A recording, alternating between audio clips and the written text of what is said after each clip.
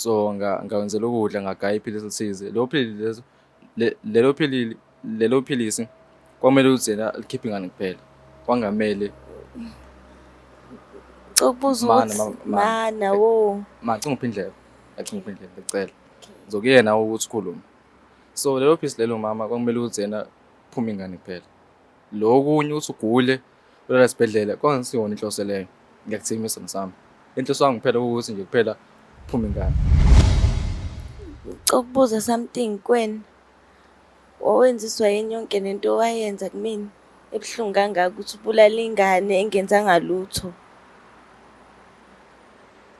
Impendulo leyo kade sengishilo. Kuthi la ngithukile. Akhona nawe yazi. Mina nawe besama fresher and nawe yazi ukunjani. Bekumnandi besenjoy la kumnandi. So mina more to meet oqala nje ngacabanga ngela isimo sekhaya. Uthi I don't think ukuthi ngizokwazi usengikwazi ukuthi la ngondla ingane. And akhona futhi ingane yangekho nje enhlelweni zami. Engifuna ukutshela wona ukuthi kanje le ngane owuthi eyakho wayibulala akusiyona eyakho. Ini? Yes, ingane owayibulala ekaRumza wakho. So akhona ahle ungifebela wena. Ngifebela mana musikhuluma sakhuluma wena la ubungifebele ngifebela noRumza.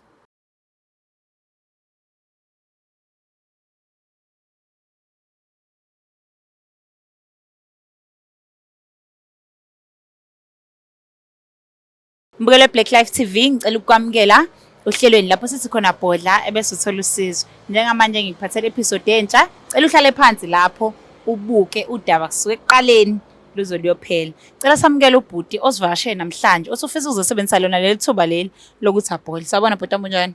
Ngiyaphezulu njani? Ngiyaphila bhuti. Bengisacela ngiphi igama lakho nesibongo sakho nokuthi ukhulelephi, khule kanjani njengamanje ubhizi ngani nje empilweni. Okay.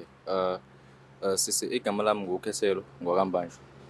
Ukukhula ngikhulele endaweni yasemakhaya eDonnybrook esigodini ethiwesiwambeni. Okay. So ukukhula ile khona ngifunde khona ngifunde kahle i-primary yami ngifundele khona kwazashaya ugrade 7 kwashaya kagrade 7 mase ngamuva ke ngayohlala eThekwini. Alright. Le khona ngifika ngahlala noma ngaze ngiqede isikole ugrade 12 wami. So njana manje ngisevasisi ngizonyama esibili. Yeah. Ile khona ngifike khona ngahlangana khona nosisilo engiselana naye. Alright. Okay, so nihlangana abavasithi bafethu kulungile. Bengithi mina bafo ke ngisacela ukuthi udaba ozolibhodla la ekhaya ozofisa ukuthi sikulekelele ngalo noma sikutholela usizo ngalo. Cela uliqale ekuqaleni ne ulinike isineke ukuze nami ngizo-understanda ngumuntu ongazi lutho nje kahle kahle yabo ungenze ngi-understand ukuze mengikunikeza advice kube ukuthi advice yami isuke ekuthenini sengiya-understanda sonke isimo obhekene naso noma isimo owabhekana naso ne cela ungichazela ke into ofisa ukuzoyibhodla la ekhaya. Okay, so sisami manje ngichaza ukuthi kahle intombazane le noma ngithi usisi nje lo elangithana naye hlangane senze unyaka oqala because sahlangana kwakuyi student orientation hlahla. Hayibo, love at first sight, okay.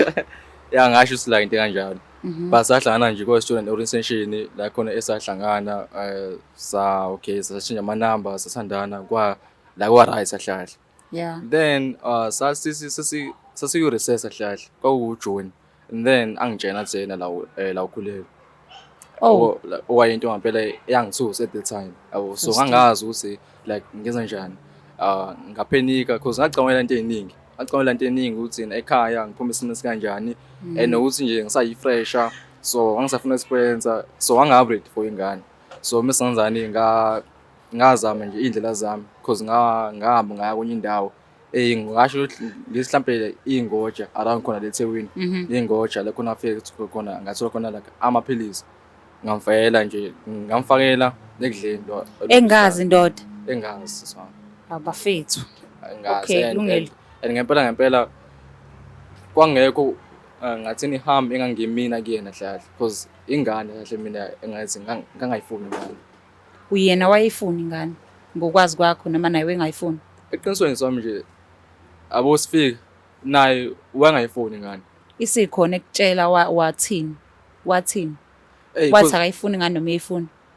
Azange ngaba like abe nayo into eqondile, wangitshela nje ukuthi okay ukhulelwe and uthukile. And nami vele cause vele nami ngangithukile vele at the time acabanga ukuthi okay uthi ngizame indlela engenza ngayo mhlambe yena ingane ikhipheke. Ndoda, awukhulumi ngani pho naye umuntu wesifazane indaba uthatha isinqumo ngomzimba wakhe? Njengamanje labafa ngikwahluleli futhi angizami ukuthi uyisole ne ngesinyathelo wasithatha noma ngesimo ubhekene naso ngeso sikhathi, but ngizama ukunderstand ndoda, uyamsaba ukuthi ungakhuluma naye umtshela ukuthi khiphani ngani kube isinqumo sakhe naye? Sami engawusho nje ukuthi oyisinqumo engasithatha based on ukuthuka enganginayo at the time. So njengamanje ke uza la uzobhodla ngoba ushawo nembeza yini oyifisayo, ufisa ukuthi abazali bagcine bengazanga nhlobo nje ukuthi uke waba nengane wena? Abazali bagcine bengazanga. Abazali bagcine bengazanga because nganginqene shusho ekhaya. Naye abakha akabatshelanga? Yebo, naye abakhe wengakabatsheli. Okay. Engizama ukuthola ke la ukuthi uze la uzobhodla ngoba ufisa ukuthi sikulekelele nje ukuthi uhile kuleso sinyathelo wasithatha ngokutatazela, noma ufisa ukuthi mhlawumbe umthole nawe sisahlale la ukhulume naye ubhodle kuyena azi naye ukuthi kwenzakalani emzimbeni wakhe, mhlawumbe athole indlela yokuthi naye igeze mekumele ayigeze, izinto ekanjalo. Yini ekwenza ukuthi ugcine uthi no man ngiyobhodla? So isizathu singenza ukuthi ngibhalele ka Black Life ukuthi la bangisize manje ngizobhodla nje yenisisi ukuthi yena ngimtshene ngimchazele la kudaba lo ukuthi ngenze into kanje ukuze sikwazi ukuthi la swabili sole closure because naye into eyenzeka akazi ukuthi la kwenzakalani, and la nokuthi nami lento le la kuyangidla.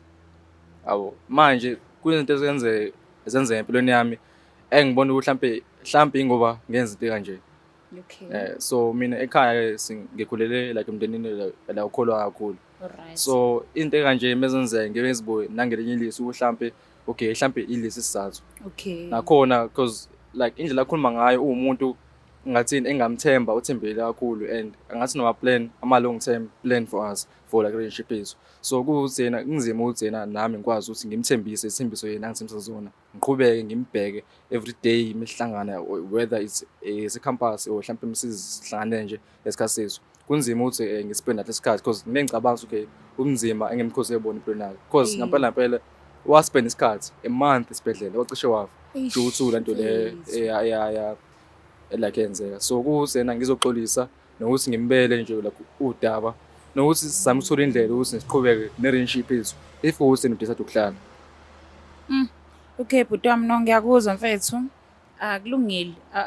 La engicela ukukuvezela kona ukuthi usendaweni ephephile bhuti wami ne, mekukhona okunye mfethu okusayimfihlo ngakukhuluma la sizozama ukuthi silungise wena uhambe nawe la uyithemba njengomjita, ubone ukuthi no ngenza iphutha lapha nalapha moving forward ngizolungisa nje leli phutha leli ukuthi ngingaphinde ngilenze ne. Kodwa imfethu ne yona inzima lento le ngoba manje wathatha inqumo wedwa ekubeni usebudlelwaneni mfethu, yabo. So engingakusho ukuthi usisi sizoba naye lo hlelweni, uzohlala la eduze kwami ukhulume naye ubhodle kuyena. Uma ukuthi mfethu kumele uxolise ndoda, xolisa ngoba njengamanje into yenzile usenalo ilungelo lokuthi angathatha ezinye inyathelo ezifana nokukubophisa ngoba wamthathela inqumo mfethu engazi nakhona, yabo. So isigaba sakho sokuqala ke lesi sokuthi uyipolice nawe ngoba nawe awusengane, mfethu first year yonke into isuke mfethu isakuningi kuze emqondweni wakho, yabo. Isigaba sokuqala ke lesi sokuthi uphole nawe ukwazi ukuyikhulula kulomnzima obuthwele bokuthi unale mfihlo lo nayo kumuntu wakho. Sithembe mfethu ukuthi izinto moving forward futhi zizoba right ne. Yeah. Mbukele ekhaya, siyabonga ukuthi uhlale nathi ohlelweni kuze kube manje bafethu. Kanti ubudlelwane yini?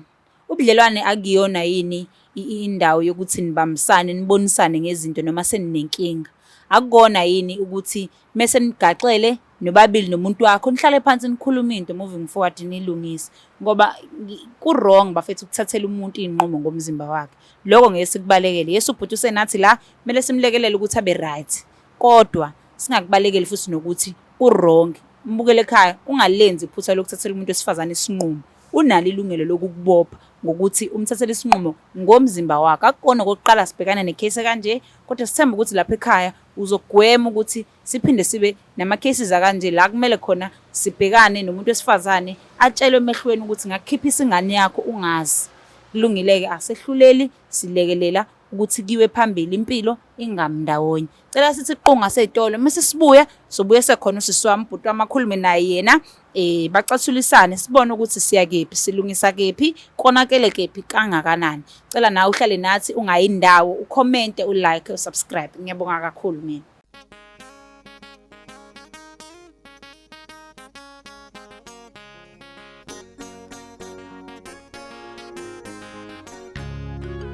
Bathangale themba lambazangira yile ntombi kayona.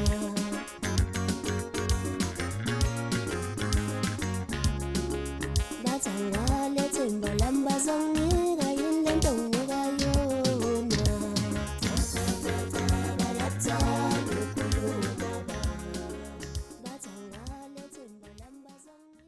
Bukele Black Life TV, ngicela ukuphinde ngikwamukele. Sisakulona uhlelo lapho sithi kuwena Bhodla bezithola usizo. Ngicela ukugcizelela nje kancane akule ede kade ivele njengamanje. So, lapha eThekwini kuyiqiniso. Lapha eThekwini number 87 ku Queen Street kune Black Life TV printing shop.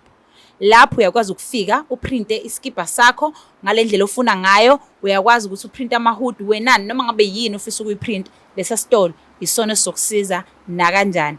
Mawukuthi ufuna ukuprinta i-tray, uprintela abasemzini, isona lesa store esizokwenza leyo nto leyo. Noma ngabe ufuna ukuprinta into encane kangakanani, noma ngabe ufuna ukuprinta into enkulu kangakanani, siyakulekelela. Into ethinta nje i-branding kulesa store lesiya uyalithola usizo ngalendlela wena ofuna ngayo. So musukusaba shona lapha eThekwini Queen Street sizokwenzela iqiniso. Ngicela ke sibuyele odabeni esikulona njengamanje, sikwishow lapho sithi khona Bhodla uthola usizo. Hlala phansi mbukele ekhaya ulizwe kudaba, sibone ukuthi sizaphi mina nawe sobabili. Sisonke lapho kuma comments ngila nami sizama ukulekelela labantu ababili abaphambi kwethu.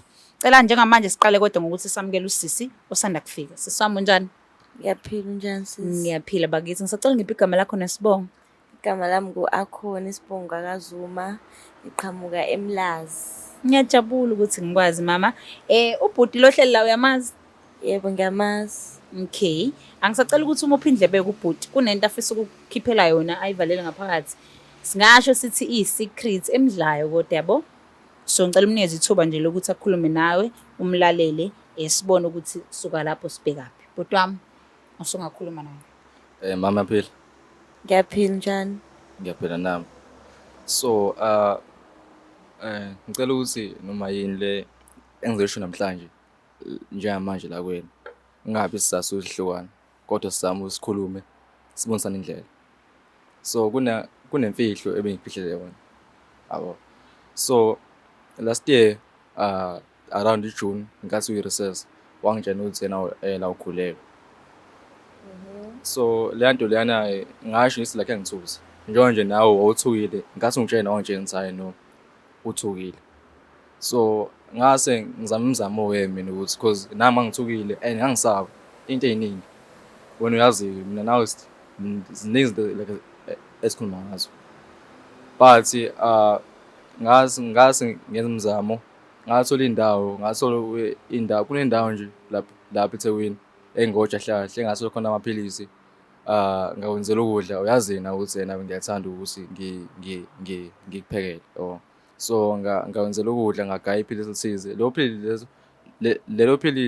Lelo philisi kwamele ukuthi yena likhiphe ingane kuphela, kwangamele ukubuza ukuthi mana wo cinga uphindlela ngicela ngizokuyena ukuthi ukhulume. So lelo philisi lelo mama kwamele ukuthi yena phuma ingane kuphela. Lokunye uthi ugule ulela esibhedlela kwangisiwona inhloso leyo. Ngiyakuthemisa ngisami inhloso yami kuphela ukuthi nje kuphela phuma ingane.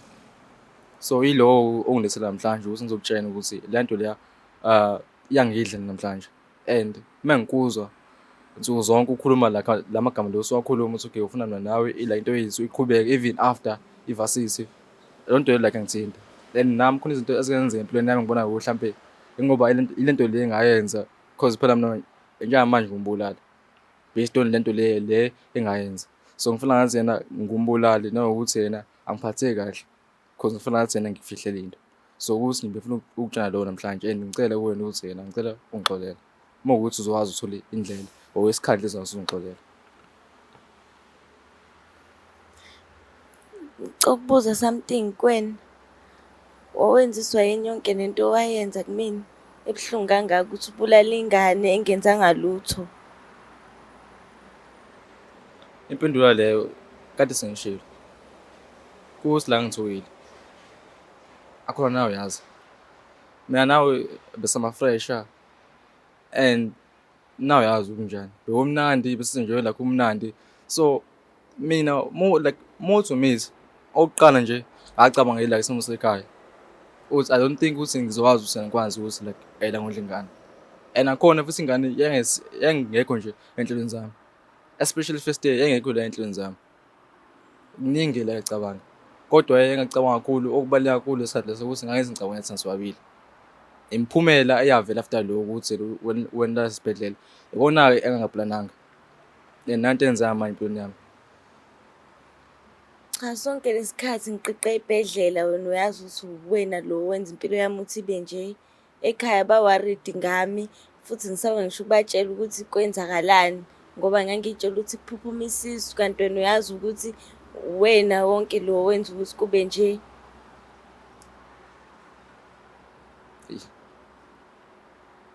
Asinaxolisa. Ngiphoxile shame yazi bengayilindele yonke lento ozongitshela yona. Nakhona futhi ungitshela phambi kwe-TV ungezukwazi lapho uthi ukhulume nami eceleni.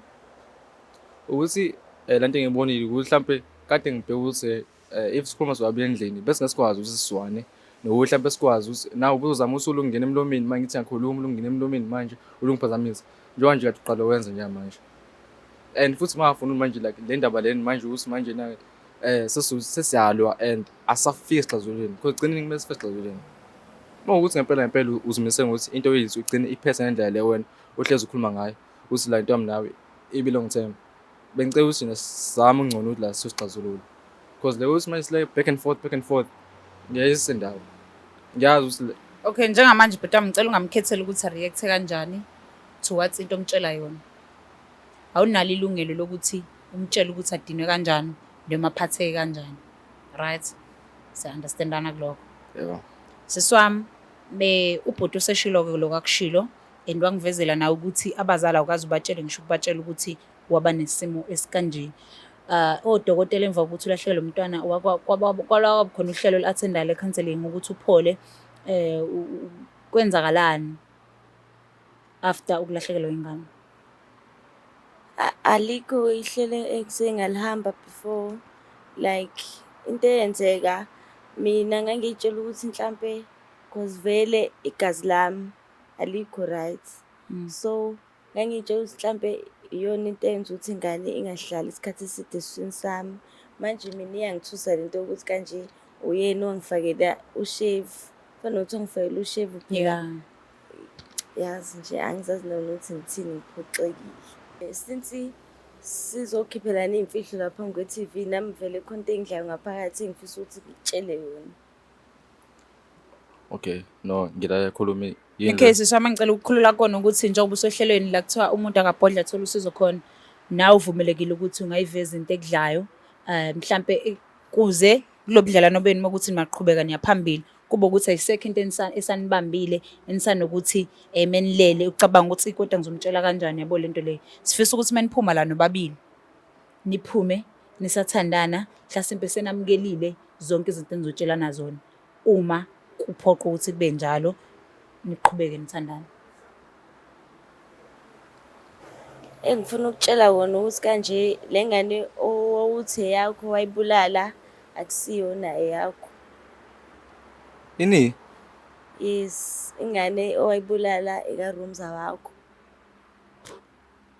so akhona ahle ungifebela wena. Ngifebela mana musikhuluma wena like ubungifebela ngifebela noRumza.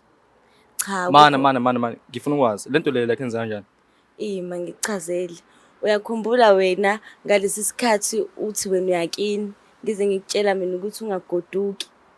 wahamba waya kini, mina ngase ngasala noRumza wakho cause uRumza wakho ubenginika isikhathi lesi wena kade ungasanginiki sona. uRumza wakho wangibiza ukuthi ngimvashele, ngamitha ngaleso sikhathi iy'keke. Cha unangitekela man. Cha unangitekela wena. Wena unangitekela wena and yazini. I feel like konke la okuhlelile. Vele bekumele vele kwehlele vele. Awazi ukusho njalo ubuthatha isinqumo ngomzimba wakhe wambulalela umntwana. Man, Awukwazi. Yes. Okay. Awunalo ilungelo Leyo ngesikwazi ukuyixoxa. Ngi-understand bhuti wami ukuthi lento oyizwayo akutshela yona ubungayilindele. But awukwazi ukukhipha ngomlomo wakho ukuthi kushuthi bekumele ukhiphe ingane yakhe ngale kwemvumo yakhe. Kungayona ngisho yakho. okay sami ukubuza wena. Ngiyacabanga Njengamanje ngisho yakho. sijustify kanjani i-cheating yakhe? Cause phela mina man Asijustify lutho lapho angikhulumi nawe. Asijustify lutho Angikhulumi lapho. nawe. Njengamanje sijustify kanjani like ukuthi yena ushise noRumza. Asijustify. Yabona nanothula nge-wrong. Hayi ngokulingana kuyashiyana but angifuni ukukulinganisa, ngifuna ukuthi uba wrong kakhulu kunomunye ngoba lokho kuzosilimaza sigcine singasayi phambili. Right? Wena wathatha isinqumo ngomzimba wakhe. Musa ukukhipha amazwi, yes iyakulimaza into oyizwayo, but musa ukukhipha amazwi athi leyanto kushuthi usengayenza. Kushuthi wena usengasithatha isinqumo sokuthi uphinde umkhiphise enye ingane uma ngase kuthiwe uyathola futhi uthi uyaRumza. Lokho kukubeka esimweni sokuthi uyingozi kushuthi wena umuntu othandana naye. Understand? Azi. Ngithi mina makuthi yes ulimele uzubhlungu njengamanje, zama ukukhuluma naye nithole angiphoqi ukuthi nithole solution, but awukwazi ukukhipha ngomlomo wakho mfethu uthi wena kushuthi lento eyenzeka kwakumele yenzeka. Angikuvumi lokho. Yazi. Kona wonke onzalile. Angifuni uqhamuka siswami kona wonke onzalile. Ngiyamthanda. Yeah. And into engayenza akusona ukuthi mhlambe like ngiyamzonda noma mhlambe ngimfisela ukuthi afe noma ngimfisela into ezimbi. Cha la ngiyamthanda. And into engayenza nami ngiyasho i-part of yakhona wenza ukuthi yena sasama fresh. Ngangithukile. Like kumele understand na ukuthi ngangithukile. Ngiyazi ukuthi mhlambe justify ukuthi into engayenza embi. But ungivebela pho la noRumza. Okay, so back to zonke you. insolo zami vele zonke like insolo zami vele enganginazo vele and ngikhuluma na ngikubuza ukuthi yini le enenza ukuthi yena sometimes uzokhona noRumza ungitshela ukuthi angazi hayi no nje like lana ikhulumela only to hear ukuthi wona kahle ingane like yakhe. So yonke into mina nawe like ebesisherisha amagama like besisho like mina nawe it was all a lie kahle. Cha phela uRumza wakho uyanginika sonke isikhathi engisifunayo. Okay, ngicela ukubambela siswami. Akusikhathi la. Uyimaki uRumza wa first year lesikhuluma ngayo noma second year noma kusawuRumza oyedwa wa last year na this year. uRumza wakho ehlala naye last year. This year akasahlali naye. Cha. Okay, ngicela ungichazela nge-relationship yakho noRumza wakhe. Benijola vele lo azi noma kwaba yinto yakanye kabili kathathu. Sicela usunderstandisa kulokho ukuthi ufika kanjani ukuthi uzomithe ingane yaRumza ubuthana nomfethu. Khona la the day ngangifike khona eRes yakhe engazi. So mangifika ngimfonele engayibambi ifoni. Ngimfonele kanti kuzoqhamuka uRumza wakhe mase ngamisa ke mina wathi uRumza asambeni asinyukeni uzongisayina in cause akekho uzongifica eroomini yabo. So sihlale sinoRumza ke kuhambe ikhathi engabuyi. uRumza wangibuza ukuthi kanje angilambile ngamtshela ukuthi ngilambile waphuma wathenga ukudla wabuya nezinto. Okay, sicela ukuthi singayenzi benzima singayilandi kakhulu siswami ukuthi nagcine nijola kanjani uma ukuthi nagcine nijola. Cela understand umbuzo wami. Number 1. NinoRumza wakhe. Benijola nifihlela lo. Yebo noma cha. Number 2. Uma ukuthi benijola kuza kanjani mfethu ukuthi ungasithatha isinqumo sokusayida nomuntu oyedwa. Ukhethe ukuthi no ngifuna lo muntu uqhubeke naye. Ngifuna lo muntu uqhubeke naye. Because now sikule situation yokuthi ukhiphe ingane yaRumza ngenxa ukuthi akazi bekwenzakalani phansi wakho noRumza ubazi ukuthi umuntu wakho bazi ukuthi ukhiphe ingane yakhe. Wrong ukuthi akhulumanga nawe but understandise manje ukuthi uRumza ungena kanjani kubudlelwane benu. Ungasichazeli ukuthi nagcina like don't get into details ukuthi nijole kanjani yabo. Yes. SinoRumza wakhe besithandana simfihlele. Some yes. How do you even justify cheating on stuff that was on me? Nahlukana nini noRumza? How do you even try to justify don't lie? Noma nisathandana? Angazi ngayibeka kanjani but yeah sisathandana. Ubafo uthi mfethu wena ubukhuluma amagama okuthi ubona ikusasa naye ingakho eshawo nembeza isikhathi esingaka ezethi uzobhodla la. Ubufuna ukwenza njani uqhubeka ukuthana nabo bobabili? Cha ukuthi yena isikhathi sami akanaso. Uhlezi nje busy. Wake wamtshela ukuthi udinga isikhathi sakhe esiningi kunalesi akunika sona? Kuyafana endlini nje. Mangimfonela efonini angimtholi. No, ngicela uphendule umbuzo wami. Wake wamtshela yena ukuthi udinga okungaphezulu kwalokho akunika kona? Cha, akaze ngimtshele. Uthi uzokwazi kanjani-ke usuthatha isinqumo wena sokuthi ufake omunye umuntu ubungayikhulumanga inkinga? Bethi kanti why ungakwazanga ukuthi ucommunicate naye? Indaba umuntu onolaka kunzima ukuthi ukhulume naye vele sidala. Akukho nzima but nje. What decide ukuthi no, ngizomfebela ngoba kanginika isikhathi ngeke ngikhulume naye? Yes. So after yonke into mina nawe like esenzile, like or after wonke ama plans mina nawe ebesinawo, after wonke ukukhuluma ebesinako, after everything, angifuna ukuqhamanga siswami, yabona mina ngifele versus like I had iyodwa like into ebengifisa, angasho ukuthi iyodwa but enye yezinto ebengifisa like ukuzena la ngithola intombazane engizothanda nayo, kuzobe mhlawumbe nje like ngiyaqeda versus and possibly seshadi nayo like umuntu loyo. But only to find out like into kanje like lenzekile. Angifuni ukuthi mhlawumbe ngicover up for what I did. It's wrong. But then naye cheating with Rumza wami. What's that? How do you even justify lento kanjalo?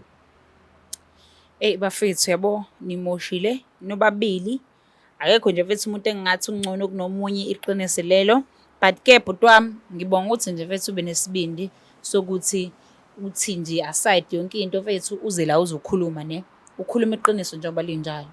Iqiniso ke lithi bafethu noma ngabe isinqumo esithatha moving forward isithini. Kubalekile bafethu sinazise abazali. Ukuze mekumele nigezwe ngandlela thize, mhlawumbe umntwaneni enzele umsebenzi mawukuthi umntwana ngokosiko lakini umntwaneni uyenzele umsebenzi meshonile, angazi bafethu. Inoma kuyasholezwa kubaphansi angazi. But iqiniso lithi kumele nibuyele kubazali nobabili ukuze banilungisele izinto ngokwesiko kulento eseniyenzile. Right. Siyavumelana kulokho. Yebo mina nginankinga. Mina sami ekhaya lonto lezi like abazenzi so into zamadlozi. Kodwa ngiyakuzwa kuloko ukuthi yena esisabazali. Mangathiwa kubo bathi lungisa izinto ekanje njengokugeza umuzi nanani ungakwazi kodwa wena. Bangakuvumela abazali ukuthi ukwenze. Ngame ngiqankhuluma nabo kuqala. Alright, that's fine. And ningalihamba lolo hambo lolo. But bafethu nimoshile. Angazi, my sister, ngiyabonga na ukuthi ke mfethu ugcina usubhodla, mhlawumbe nawe leyo nto leyo, mhlawumbe bekuthiwe subunzima. Okay, njengamanje umjedu useyazi mfethu ukuthi wena sisithembini sabo bobabili, ne? Yes. Ubuthana nabo bobabili and boba uthi bazothi babathandana. Cela unginikele ubhudi lo mfethu into azokwazi ukuthi mhlawumbe athathe isinqumo kuyona, ne? Yes. Njengamanje bengazi ukuthi ubumchithela noRumza wakho first year. Useyazi njengamanje. Cela umtshele ukuthi udingani uyena moving forward. Ukwenzile akwenzile mfethu uyaxolisa futhi ngicabanga ukuthi usezosebenzisa ithuba lokuthi aqhubeke axolise. But njengamanje sidinga isolution ukuthi kwenze kanjani. Ufuna ukuqhubeka ukuthana nabo 2 uthini yena mfethu ngaleyo nto leyo. Mina isinqumo engisibona si-right for mina ukuthi kanje because angisasibona isidingo sokuthi ngithandane nawe ngoba ngiyabona ukuthi ngisho noma kuthiwa siyayiqhubeka lento le uzaqhubeka futhi uphinde futhi ungibulalele iy'ngane zami. Ngi-right wena mfethu ngiyaxolisa ngiyazi ukuthi uyangithanda. Mina inhliziyo yami isibhilonga kuRumza wakho. Siyathandana nje kumnandi. Besides yonke ke leyo nto lena ke ukuthi ukhiphe ingane nani ubukamthanda mfethu lo bhuti. Sesikhuluma iqiniso nje. Ya ngifuna ukuqamba amanga ngamthanda yena kodwa uthando lwami for yena lasheshe laphela. Kwase kuthini kuwena mfethu uqhubeka thana nabantu ababili? Angikujaji seswami ne. Ngizama ukunderstand nokuthi umuntu obukayo ekhaya azi ukuthi esimeni kanje esikanje yamise kanjani. Kwathini kuwena mfethu uqhubeka nabantu ababili bengazani bengazi ukuthi bathanana nawe wena unayo isho ngekusasa lapho. Lo bhuti lo izinto omtshela zona wekholela kuzona ukuthi ufuna ikusasa naye. Ukuthi uRumza wakhe lo enkade ngithandana naye namanje basaqhubha uyena oyethe simfihlele. Mina ngamtshela uRumza ngathi asimtsheleni ukuthi siyathandana khona sizoyiyeka lento esiyenzayo kwathi uRumza asiqale simfihlele. Wawufuna nawe seswami ukufihla. Ngicela singablame uRumza njengamanje wawufuna ngoba kube wena ubumuntu wesifazane ofisa ukusticka nomuntu oyedwa. Wayezothi uRumza singamtsheli but wena wazohlukana nomfethu. Nginamanga. Ish, cha. Wena bufisa ukubabamba bobabili abantu bo2. Hey, mina ngiyamdedela ubafa aqhubeke nendlela yakhe. Ngithanda uRumza nenhliziyo yami ibhilonga kuRumza. Okay, mfethu. Hey, bafana. Kunzima. Kulungile mfethu ke usuzuleke mfethu ukuthi yonke into obungayazi nosuyazi inilidele kwini. Nansi indaba etafuleni, ithinta etafuleni, usisasafuna ukuqhubeka nawe, ufuna ukuqhubeka noRumza. Kokushilo awekho amanye amagama ngawasho phandle ukuthi ngithi ebesinami nawe bekuvele isho njengoba nje ngishiye eqaleni ukuthi yena iso sami ukuthi ngisaya nawe kuzowe mhlawumbe saqeda leva sithi siqhubeke futhi njengoba nje nawe awusho amagama afanayo kodwa manje into esoyisho nento nezinto esenzekele phakathi kwethu kulesikhathi lesi esisinayo ngawo angiboni ukuthi vele besakhona indlela ukuthi mina sinomsizeni ngiphoxekile afuna uqhamanga ngiphoxekile njengoba nje naphoxekile yimi ngicabanga ukuthi vele isinqumo sohlukane isona sinqumo vele ebomlisisathu Yeah. so nje khona wonke sobabili. okay lalela owenzela kuthina labo bed but owenzile kumina bebheda kakhulu Manake ukubheda kakhulu yilo engikwenzile. So ushana the reason ukuthi like ushise like noRumza wami utshena ukuthi anginisikhathi konke lo ngakhuluma nawe wena wakhipha ingane sinsami ngaphandle and even fucking try kodwa ngizongitshela ukuthi mina ngilalela bafethu.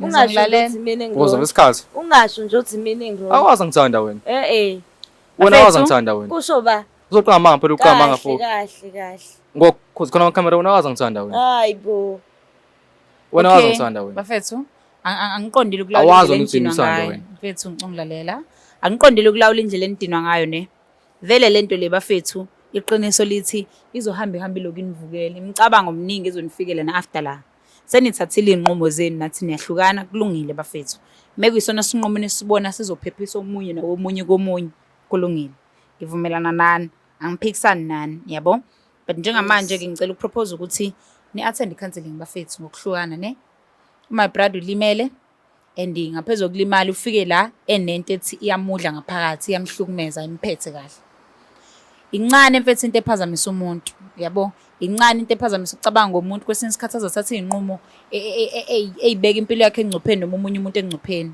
so ngizocela ukuthi attend counseling mfethu udokotela uzobe siyakutshela ukuthi izobe isikhathi esinganani uqhubha kanjani wena ne nawe siswami ngiyacela ukuthi uattend counseling mhlasimbe izinezinto ezokufikela mhlambe ngomntana wakho ngento eyenzeka nokuthi wawungenayo iclue yokuthi uyabulawela umntwana yabo so socela nawe ukuthi uattend counseling esidini lakho nawe ukuze sazi ukuthi la ukhona kuyaphambili ngokomqondo mfethu right zonke inqumo oyithathayo awuyithathiswe enga yokuthi awusamthembi umunye umuntu wesilisa yabo yes akubona bonke abantu besilisa bazokuthathela inqumo ngomzimba wakho bafethu akekho right la ufuna ukunitshela manga akekho right kunina nobabili akekho ngcono kunomunye but ke bhuti wami ukubuza nje kuwena mfethu uzizwa kanjani ke sesila njengamanje usicelile thina ukuthi ufuna uzobhodla kuthina uthola usizo sakunikeza ithuba lokuthi ubhodle indaba yakho iphinde kwazi kabe kabili ne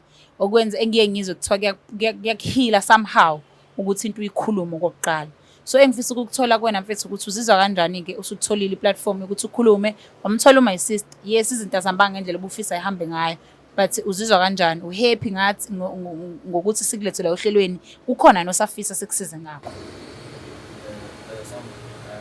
ngiyabonga uqala ukuthi ningibe platform sikwazi ukukhuluma ngemuzi yami especially like into le ekade ngidla phakathi manje semanje ikhona engcane mina ezowathi yena kukhona umthwalo osuthulekile yabo so kuyikona phela ukuthi nje khona lokho ukuthi yena khona lento engayenza futhi nakhona ungidlala inempeza and I think nakhona futhi ngesikhathi manje ushilo counseling kodwa ngiyabonga kakhulu ukuthi ningibe platform ukuthi ngazi ukukhuluma la imizwa yami and nami ngiyathemba ukuthi lapho komfowabo ngizokwazi usibile ngibe mhlawumbe a better person namina na even umuntu ozothanda lapho ngizobe a better person.